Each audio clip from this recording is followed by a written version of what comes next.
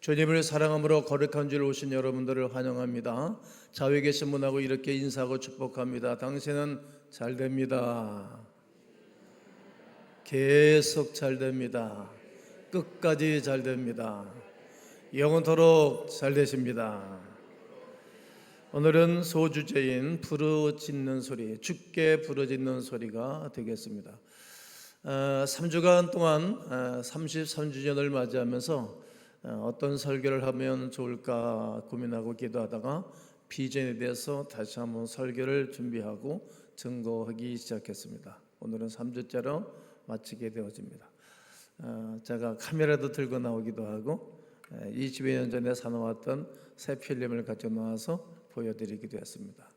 사진을 찍어 놓으면 현상을 아는 것뿐이지 현상만 하면 나오는 것입니다. 그러니까 우리가 비전을 품고 기도하기를 시작했으면 어느 날 이렇게 암실에 들어가서 용액을 통해서 흔들고 그리고 통과를 하게 되어지면 사전이 나오는 것입니다. 여러분 비전을 품고 간구한 것들은 여러분 미래와 장래에 반드시 응답과 축복으로 함께 하실 줄로 믿습니다. 오늘 열왕기 상하의 말씀을 보면 열왕기상 1장에서는 시작을 다윗왕서부터 시작을 합니다. 그리고 맨 마지막 장 22장에 가서는 아방의 죽음에 대해서 마무리를 짓습니다.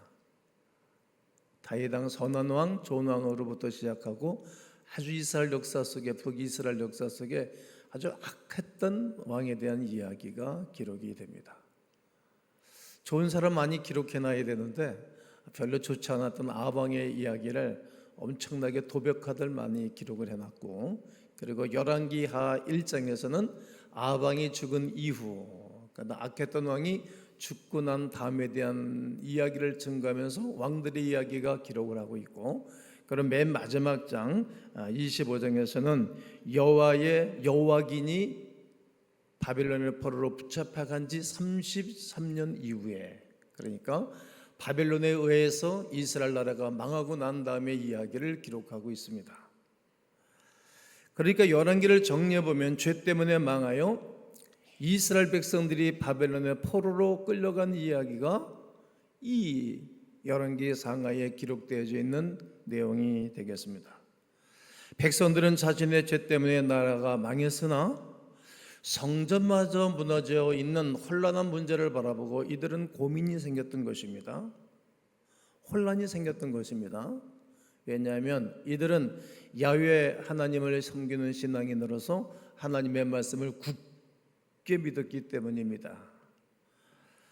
사무엘하 7장 15절과 16절을 보면 내가 네 앞에서 물러나게 한 사울에게서 내 은총을 빼앗은 것처럼 그에게서 빼앗지는 아니하리라. 그러니까 사울 왕이 맨 처음에는 겸손하다가 나중에 교만해졌잖아요. 왕이 되고 난 다음에. 여러분 어떤 정상이 올라가는 것도 쉽지 않지만 올라가고 난 다음이 더 중요합니다. 이 사람이 교만해져서 하나님을 버렸습니다. 말씀을 버렸습니다. 그랬더니 하나님이 나도 너를 버리겠고 백성들이 너를 버리겠다. 그리고 이 세 아들과 함께 자기 아들들과 함께 하루아침에 죽임을 당한 것으로 사울왕은 마무리를 짓습니다. 그러면서 내 집과 내 나라가 내 앞에서 영원히 보존되고 내 왕위가 영원히 견고하게 될 것이라 말씀을 하셨기 때문입니다. 그러니까 다윗의 왕위가 여전히 영원히 보존할 것이라고 말씀을 하셨습니다. 그런데 다윗 왕가가 몰락한 것입니다. 이스라엘 백성들은 하나님의 언약은 어떻게 된 것이냐? 하나님이 거짓말 하시냐? 하나님은 뭐 하시는 것이냐? 하나님이 우리를 버리셨구나. 이런 고민을 마땅히 하게 됐겠지요. 신앙이 좋은 사람들이 이런 고백을 하는 것입니다. 신앙이 없는 사람들은 왜 망했는지도 모르고 그냥 사는 거예요. 우리 역시 마찬가지 아닙니까? 하나님께서 약속하시기를 예수님을 믿고 성령을 따라 살게 되어지면 복음의 역사가 일어나고 잘 될 것이라는 약속을 우리는 믿고 살아갑니다. 그런데도 우리는 자기 마음대로 살아가죠. 전혀 내 생각, 내 의지를 굳히지 않습니다. 그러다가 망해버리는 것입니다. 분명히 우리의 삶에 문제가 있어서 하나님의 약속이 지연된 것뿐인데 그렇게 생각하지 않는 것입니다. 하나님은 사람이 아니시니 시건치 아니하시고 한 번 하신 말씀을 이루지 아니하심이 없는 것을 우리는 너무나 잘 압니다. 이스라엘 백성들처럼 하나님의 날 막아주지 않으셨네, 하나님이 그때 그 계약을 취소시키지 않았네, 하나님이 그 사람을 괜히 만나게 해주셨네, 이 일을 계속 내가 안 해야 되는데 했네, 이렇게 다 하나님께 떠들리는 것입니다. 자기를 성찰하거나 자기를 돌아보지 아니하고 다 하나님이 그렇게 해주셨다라고 하나님께 도매금으로 넘기듯이 넘겨버리게 된 것입니다. 불행 앞에서 자기 자신을 돌아보지 아니하고 하나님께 불평하고 불만하는 이스라엘 백성들의 현 상태를 살펴볼 수 있게 됩니다. 이런 사람들에게 열왕기서는 말씀을 주시는 것입니다. 열왕기서는 하나님의 변증과도 같습니다. 나는 언약을 언제나 신실했네, 그럼 앞으로도 신실할 것이다. 그러나 너희는 언약에 신실하지 않고 살고 있고 나를 너무 아프게 한다. 그래서 너희가 망한 것이지만 회개하고 돌아오기만 하면 너희에게 회복을 해 줄 것이다. 이것이 하나님의 신실한 약속입니다.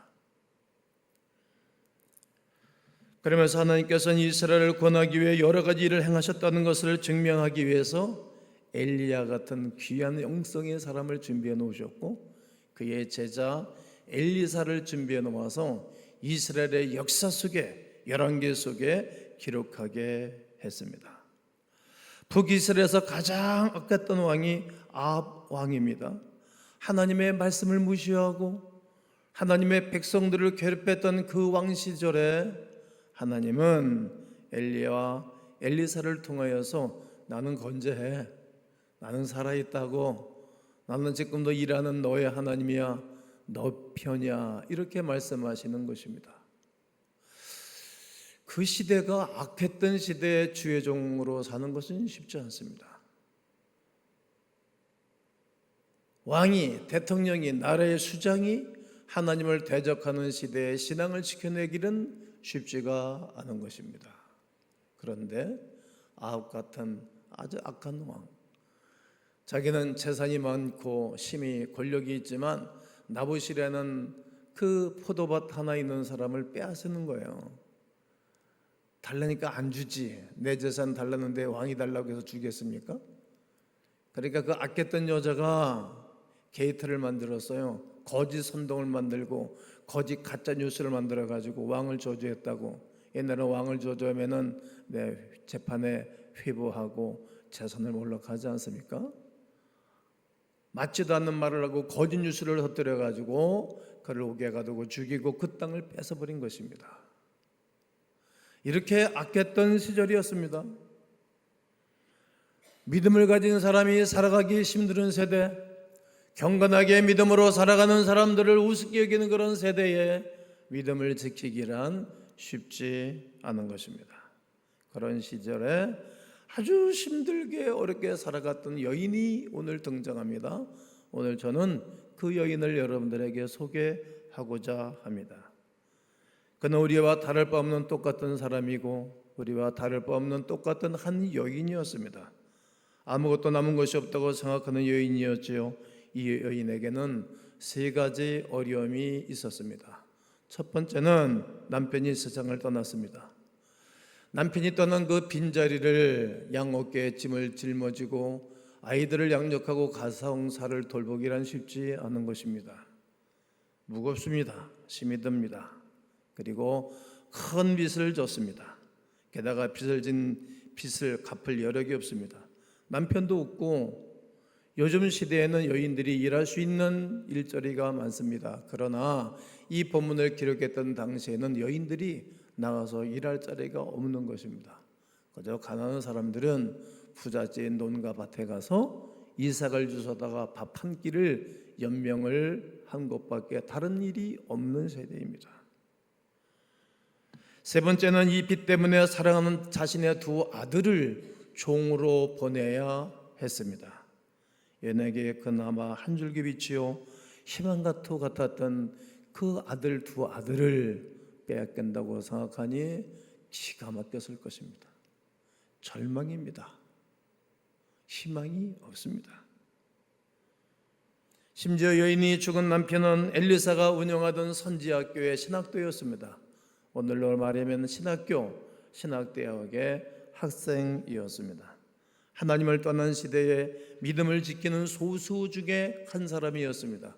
요즘 신학대학마다 학생들이 미달이라 아주 고민들을 합니다. 다행히 저희 모교는 만석이 돼서 행복한 고민들을 하고 있습니다. 하나님을 위해서 살아가는 사람들이 줄어드는 세대, 힘들죠. 목사로 사는 게. 여러분 한 목사 한번 해보시겠습니까? 한번 좀 해보시죠.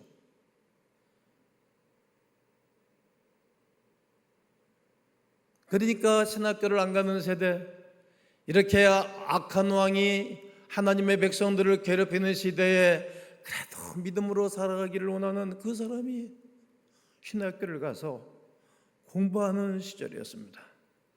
그런데 하나님의 축복은커녕 기념비가 될 만한 그런 인물은커녕 가족들에게 가난과 빚을 남기고 이 신학도는 죽임을 당한 것입니다. 오늘 열왕기하 4장 1절을 읽어드리면 선지자의 제자들의 아내 중에 한 여인이 엘리사에게 부르짖어 이르되, 찾아가서 부르짖었습니다. 오늘의 광음의 비전, 부르짖어 이르되, 오늘 이 본문이 오늘 소주제로 삼은 말씀입니다. 여인의 남편이 스승이었던 엘리사를 찾아가서 부르짖었습니다. 부르짖다, 이 단어의 의미로서는 호소하다 이런 뜻이 담겨져 있습니다. 내가 힘들고 어려울 때 호소할 수 있는 상대가 있는 사람은 복이 있는 것입니다. 내 남편이 하나님을 경외하는데 불구하고 일찍 죽었습니다. 이것도 견디기 힘든 고통인데 빚을 엄청나게 지고 죽어버리고, 이 빚을 갚지 못하면 나의 소망이자 나의 희망이자 내 마지막에 인생의 보루인 두 아들마저도 끌고 가 체주에게 귀를 뚫리고 일평생도록 종으로 산다 하니 힘이 듭니다. 어찌하면 듣겠습니까? 이렇게 하나님의 사람에게 와서 호소를 하고 있습니다. 하나님을 경외하는 것이 이렇게 비참한 결과를 가져온다면 그것이 도대체 무슨 소용이 있겠습니까? 하나님이 내 남편이 죽는 것을 관망만 하고 왜 돌아보지 않는 것입니까? 빚이 이렇게나 많아질 때 손 놓고 계셨습니까? 너무하십니다. 그런데 사실 이런 문제가 어디 한 사람의만 문제입니까? 모든 사람들이 이런 문제에 봉착하고 있지 않습니까? 인생을 살다 보면 여러분 힘든 날도 있고, 인생을 살다 보면 어려운 날도 있고, 인생을 살다 보면 정말 절망의 벼랑 위에 서 있을 때가 있는 것입니다. 하나님께서는 그런 때 서로 도울 수 있는 율법을 백성들에게 주신 것입니다. 레기 15장 39절로 40절을 보면 너와 함께 있는 네 형제가 가난하게 되어, 형제, 여러분들의 가족, 여러분들의 피로 나는 사랑의 식구들이 가난하게 되어서 어려워져서 네게 몸이 팔리거든. 너는 그를 종으로 부리지 말아라. 너는 많이 가졌으니까 없는 사람을 그렇게 마음대로 함부로 하지 마라, 이 이야기고, 그리고 품꾼이나 동거인과 같이 함께 있게 하여 신년까지 너를 섬기게 하라. 신년까지는 이스라엘의 50년 만에 돌아오는 신년이에요. 그때는 모든 종들을 다 풀어놓아주는 거예요. 땅을 샀으면 그동안에 땅을 사서 농사하고 경작한 것을, 그 땅을 돌려주려는 거예요. 왜? 다 하나님 거니까. 네 것이 아니다, 이런 말을 하는 것입니다. 그리고 그들의 호소가, 그들의 간구가 다 하나님 앞에 상달될 것이고, 네 형제 이 다음에 하늘 나가면 같이 살 것인데 너에게 덕을 베풀고 사랑 베풀어주는 사람의 감동이지 않겠어요? 성경 속에 룻기에 보면 룻과 보아스처럼 남편이 부거한 상황 가운데 계대 결혼을 이루어서 구제하는 방법도 있었습니다. 그러니까 하나님께서는 얼마든지 백성들을 통하여 살아남도록 하신 것입니다. 서로 사랑하고 돌보게 하신 것입니다. 여러분과 제가 서로 돌보면서 이 땅을 살게 되기를 주의 이름으로 축원합니다. 축원합니다. 이처럼 악한 세상에서 여인이 할 수 있는 것은 불평이었겠지요. 불만이었겠지요. 자식 갖고 있는 것이 아무것도 없노라고 하나님을 원망할 뿐이었습니다. 하나님께서는 악한 세상에서 수많은 사람들이 배도하고 당신을 떠나가며 남은 자들에게 대해 신실한 것입니다. 누구를 하나님이 도와주시겠어요? 누구를 향해서 주목하시겠습니까? 제가 성도들을 바라볼 때 할 수 없는 상황에서도, 힘들고 어려운 상황 가운데서도 믿음을 지켜나가는 분들이 계셔요. 저를 울리죠. 그런 가족과 성도들을 위해서 기도하면 기도하다가 눈물이 솟는 거예요.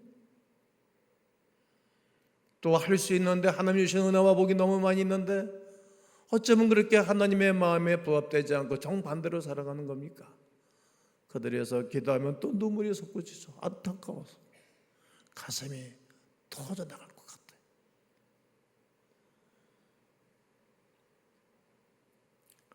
이 여인의 부르짖음을 들은 선지자 엘리사의 반응을 한번 살펴보면, 엘리사가 그에게 이르되 내가 너를 위하여 어떻게 하랴? 내 집에 무엇이 있는지 내게 말하라.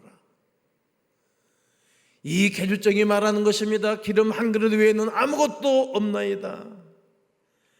엘리사는 아무것도 없다고 느끼는 여인에게 묻는 것입니다. 내가 너를 위하여 어떻게 하랴? 내가 너를 위해서 어떻게 하랴? 내가 너를 위해서 어떻게 하랴? 너희 집에 무엇이니? 이렇게 물으시는 것입니다.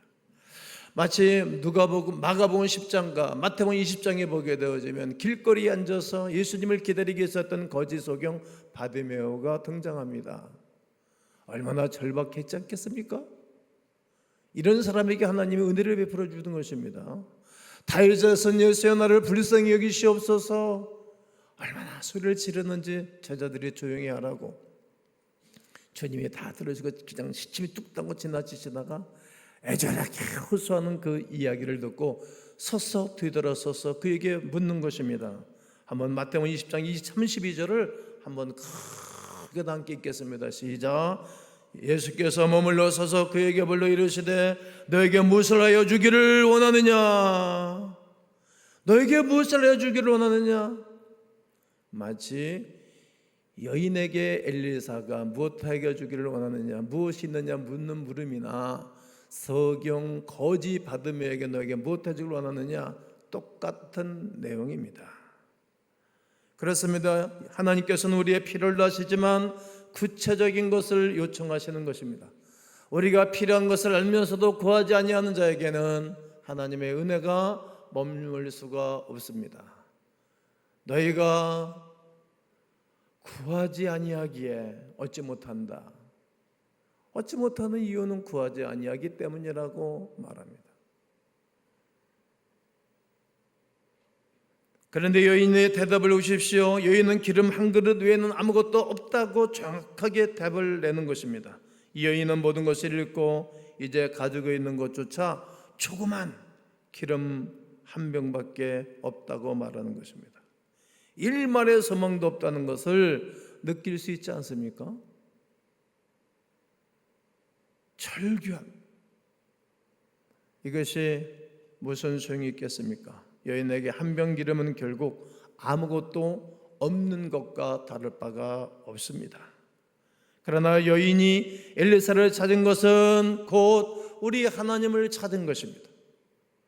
주의 종은 하나님의 중간 사역자로서 하나님의 뜻을 전해주고 말씀을 전해주고 백성들이 세속화되지 않도록 하고 백성들이 하나님을 사랑하도록 하고 하나님의 나라를 위해서 살아가도록 하는 것이 주의 종의 사명.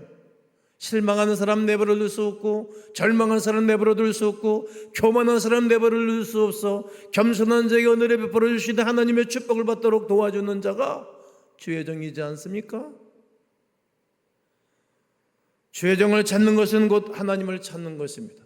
주의 종을 신뢰하는 것은 곧 하나님을 신뢰하는 것입니다.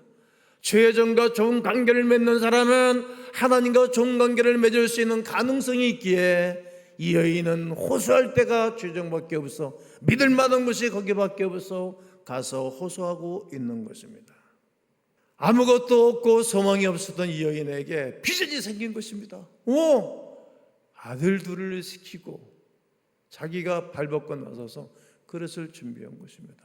이게 평상시에 인간관계 잘해야 됩니다, 여러분. 빚도 아무나 빚 못 얻습니다. 여러분, 돈 빌려고 그러면 돈 빌려주지 못하는 사람들 많아요. 집안에서도 돈 빌려고 그러면 돈 못 빌려는 사람들 많아요. 은행 가서도 돈 못 빌려는 사람들 많아요. 돈 빌리는 방법이 있어요.